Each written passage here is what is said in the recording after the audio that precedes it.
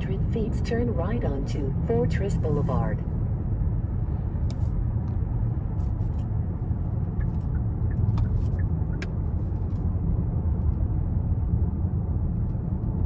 Turn right onto Fortress Boulevard. So there's a quick demonstration of the navigation system.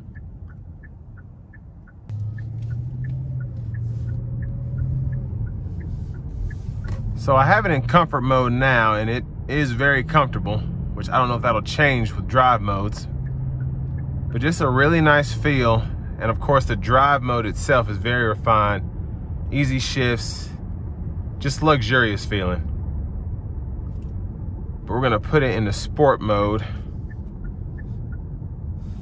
see how it changes up.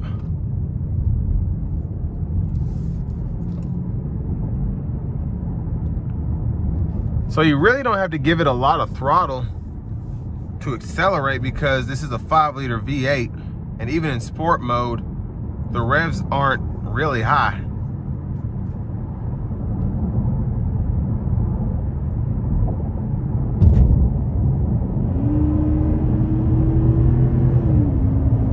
And the shifts are lightning quick, and I really like the sound as well. Let's set this cruise.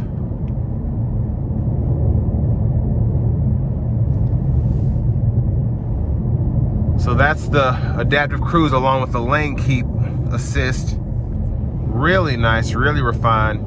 And then you can even see on the heads-up display how it's showing you the gap. It shows you that you actually have the line set up. You can toggle that on and off. And then the green steering wheel is just telling you that it can see the lines. So really impressive. I'm gonna dial it back into eco mode. And when I hit the eco mode button, the bolsters loosened up around my torso. That's awesome.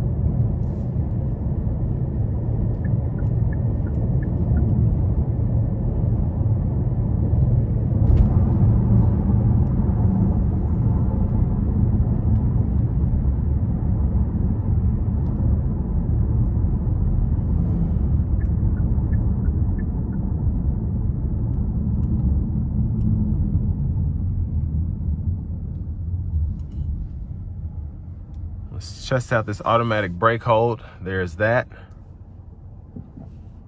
So as I let my foot off the brake, the car still stopped.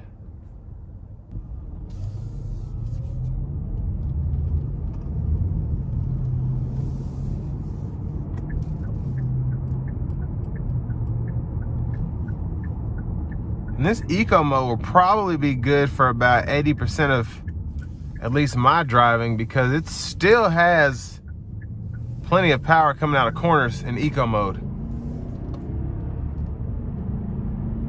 as you can see. But I will say the overall just driving experience of this car, the seats they're fantastic. The steering wheel is fantastic. The steering feel is fantastic. Everything about this car screams German luxury, honestly.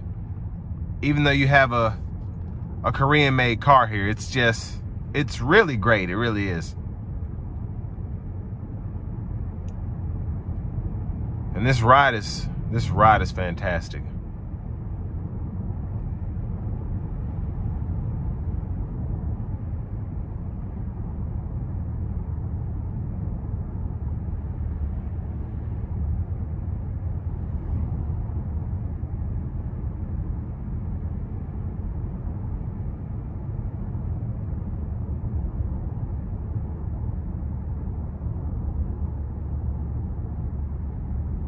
I think what'll be interesting is, as all these brands start to go electric, what that'll mean for the Genesis brand, because you already see the hybrids in Hyundai and Kia, and then you have a couple of electric cars out of Korea as well.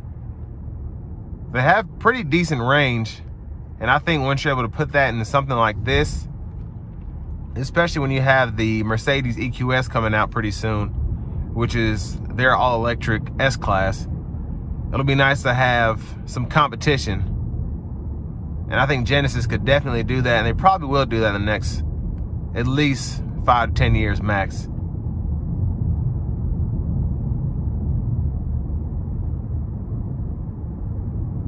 But right now, even with this internal combustion engine, you're still getting, I think, 17 city, 25 highway with a 5-liter V8.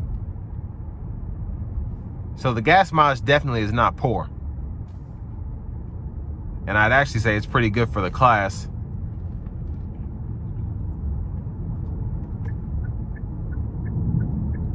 But this is going to bring me to an end of my review of the 2021 Genesis G90 all-wheel drive Ultimate.